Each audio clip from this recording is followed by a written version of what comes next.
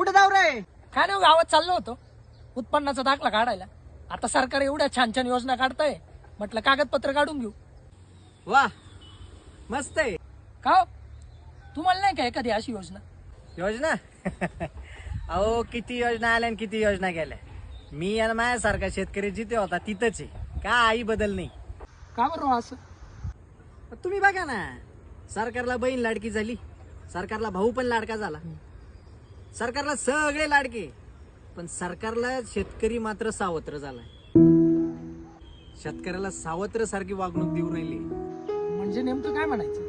तुम्ही बघा ना, सरकार सगळ्यांसाठी चांगल्या चांगल्या योजना आणतंय आणि आमच्या शेतकऱ्यांचा त्याला काही विरोध आहे असंही काही नाही बरं का.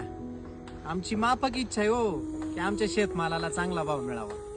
अहो औषधांचे भाव काय वाढून गेले, खतांचे भाव काय वाढून गेले. आमच्या